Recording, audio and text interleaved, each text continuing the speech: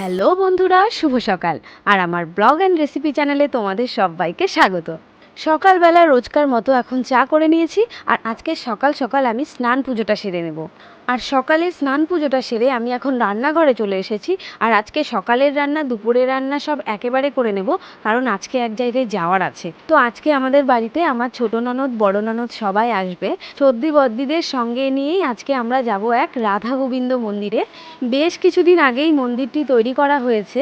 তো যদ্দূর জানি মন্দিরের কাজ এখনও সম্পূর্ণ হয়নি, তবে আমরা যাব অনেক দিন ধরেই ভাবছি। তো ভাবলাম আজকে ঘুরেই আসি, চদ্দি বদ্দি যখন বাড়িতে আসছেই। জায়গাটির নাম তপন, আর আমাদের বাড়ি থেকে প্রায় 14-15 কিলোমিটার মতো হবে রাস্তা। আর আজকে আমি কি কি রান্না করেছি দেখো। আজকে করেছি চিংড়ি মাছ দিয়ে কাঁঠালের সবজি, আর করেছি মাছের মাথা দিয়ে লাউয়ের ঘন্ট, আর এখানে আছে সজনে সেদ্ধ, আর এটা হলো চিংড়ি মাছের মাথার খোসা বাটা। আর এই যে আমরা বিকেলবেলা এখন বেরিয়ে পড়েছি সবাই রেডি হয়ে, একটু তাড়াতাড়ি বেরিয়ে পড়লাম কারণ অনেক দূরের রাস্তা, যেতে আসতে সময় লাগবে। আর এই যে দেখো এখন আমরা মেইন রোডে চলে এসেছি, আর এখন আমরা সবাই মিলে রওনা হয়ে যাব।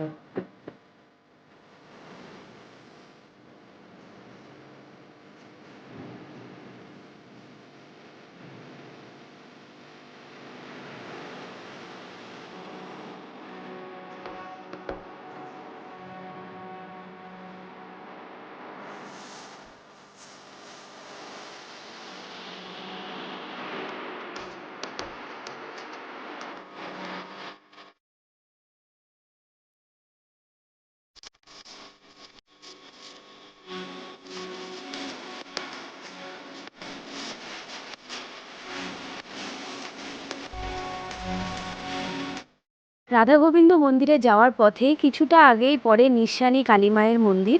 তো সেখানে নেমে আমরা একটু নমস্কার করে নিলাম মাকে। আর খুব জাগ্রত এই মায়ের মন্দির। আর এই মায়ের পুজোর সময় বিশাল মেলা হয় এখানে। বহু দূর থেকে লোকজন আসে এখানে মেলায় পুজো করতে ঠাকুরের কাছে। আর এখান দিয়ে যদি কখনো আমাদের যাওয়া হয় কোথাও, আমি তো এখানে মায়ের মন্দিরে নেমে একটু হলেও আমি দাঁড়াই কিছুক্ষণের জন্য, না হলে না মনটা ভালো লাগে না।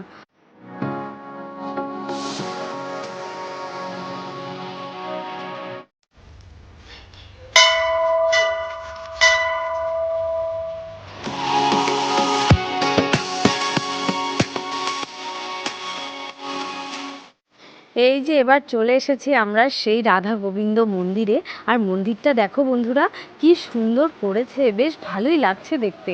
আর এখানে যেদিন থেকে মন্দিরটা তৈরি হয়েছে সেদিন থেকেই রোজ লোকজন এখানে আসে, প্রায় প্রতিদিন এখানে লোকের ভিড় দেখা যায়।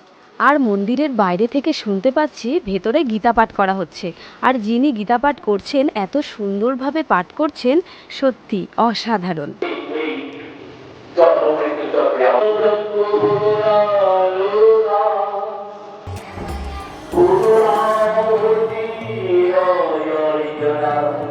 অর্থকালে সপ্তচিত্ত ব্যক্তি কিভাবে তোমাকে লাভ করে।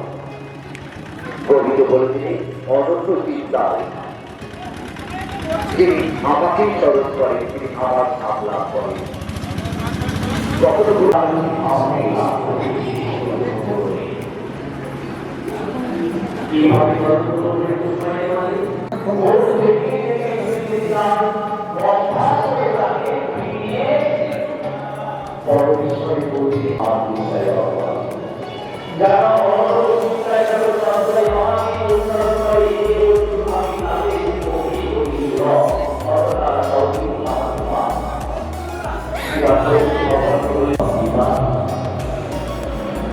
আজকে আমরা এখানে বিশ্রাম এই গীতা সেই মহাপুরুষ ভগবান থেকে বলেছে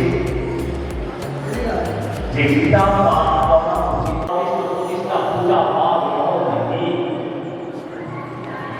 যেগুলো শুভ কাজ করার আগে গীতা পাঠ করলে পরে সেই কাজ সম্পূর্ণভাবে মঙ্গলদায়ক হয়।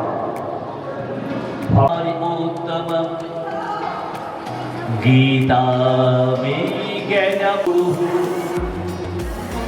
भगवान श्री कृष्ण के बोले हे पार्थो गीताई আমার স্বরূপ, গীতাই আমার সার সর্বস্ব, গীতাই আমার অকুণ্ঠ এবং অব্যয় জ্ঞান স্বরূপ, গীতা আমার উত্তম স্থান। হে পার্থ, আমি গীতার কিছু নাম কিছু নাম আমি বলছি এবং ওম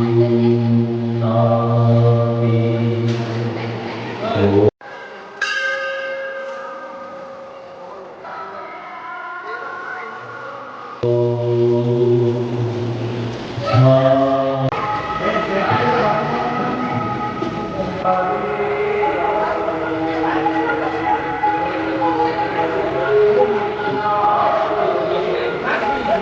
আমরা তখন সাধারণ মন্দির থেকে এইমাত্র বেরোচ্ছি। বিশ্বনাথ মন্দির।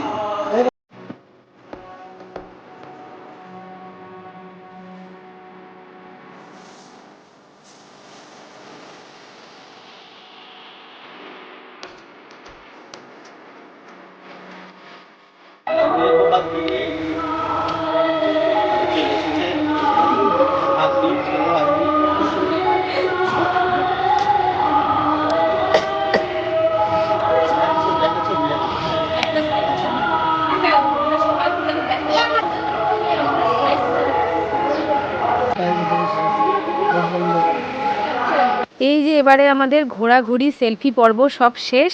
আর এই দেখো এখানে গাছে কত আম ধরেছে। আর এবার আমরা সবাই মিলে এখন বেরিয়ে পড়বো। আর এখন আমরা কোথায় যাব বলো তো? এখান থেকেই একটু দূরে গেলেই আর একটা মায়ের মন্দির আছে। তো চলো এবার সেখান থেকে ঘুরে আসি তাহলে।